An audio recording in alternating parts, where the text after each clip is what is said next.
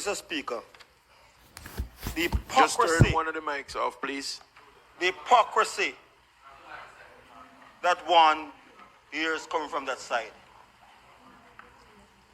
The leader of opposition, who shall remain there, maintains that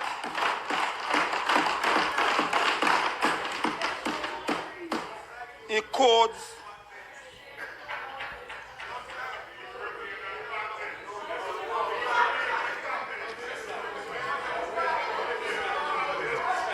Mr. Speaker, I will not be distracted by a member who got beaten in central Manchester, run to south Manchester to seek refuge.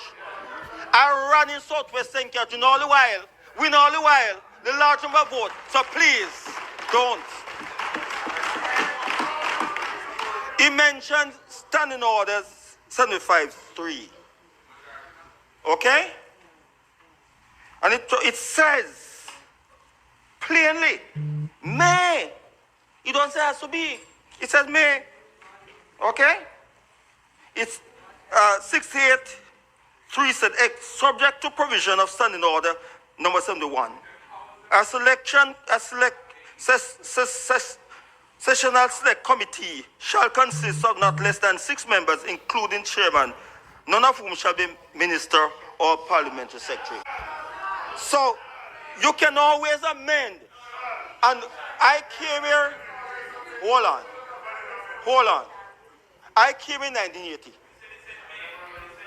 And the only other 2 members who served here since then was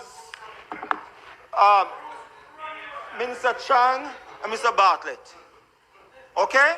And since then, they've always always maintained, and his government, notwithstanding standing order 75, he approved on his government constantly.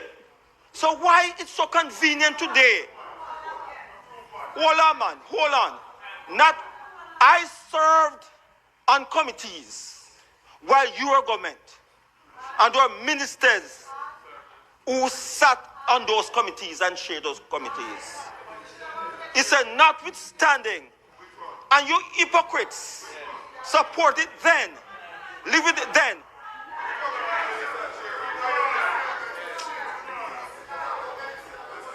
That's a minute. It has not been changed. No. It has not been changed. Member. Bruce Golding came here. Member, sorry. Look here. You're rising on a point of... The language of hypocrites and pointing to us is unparliamentary, and I urge a member to withdraw. Withdraw what?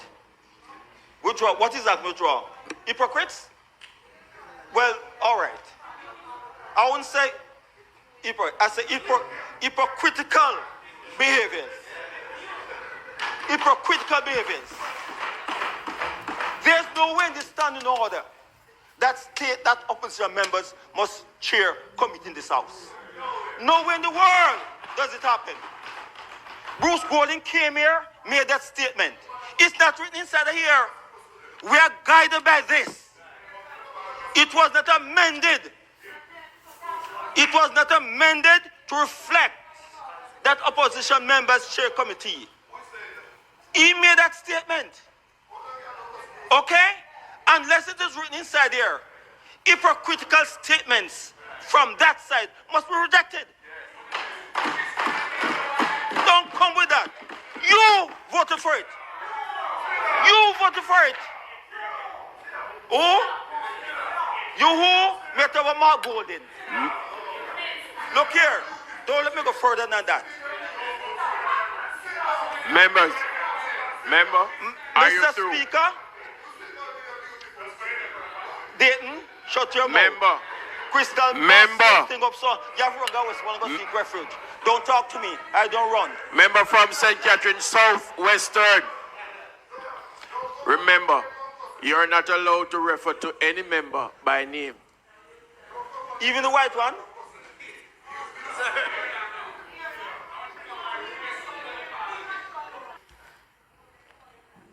Thank you, Mr. Speaker. I have listened to the commentary from colleagues, and I want to make it very clear that the past arrangements must be seen for what they were. Political accommodations, not any constitutional obligations. And that must be very, very clear. In this democracy, our democratic architecture allows for Parliament's function to be in a manner consistent, not only with the standing order, but with the sovereign will of the people, a people who made certain decisions on September 3rd. And when they made those decisions, the decisions allowed for a composition, permit me, for the composition of Parliament, which always has at least one side having a majority, whether slim or wide. And because of the democracy, you do have conventions, but you have the flexibility as things evolve to review, restructure, and to make decisions. And I would say that the decisions made in terms of the chairmanship as they are now reflect an effective balance, where you see the PAC and the PAAC still chaired by the opposition, and those are the committees that have specific connectivity to financial accountability and fiduciary matters, while the others are more policy and legislative, and those are actually effectively chaired by the government and may lead to greater balance and efficiency. And I'm glad that the member said what he said a while ago, that it's my interpretation, and that is what is allowed in a democracy. A democracy, permit me, a democracy is not static. It is a creature, it is evolving. And as long as whatever you are effectively doing does not offend or contravene the standing order, the laws, or the Constitution,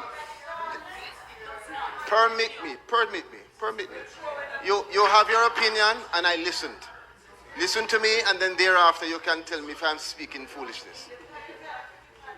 Now, as I was saying, Mr. Speaker, as long as it does not contravene the standing order or the laws, it is the governing party, the majority in the Parliament, that has the responsibility of making decisions in how best it can see the efficiency of the committees. Now the question then is if we see this to be improved coordination and a balance, because we still have the opposition chairing two of the committees, particularly the critical ones that relate to fiduciary matters, then the question is whether or not it offends or contravenes the standing order. You will hear. Members.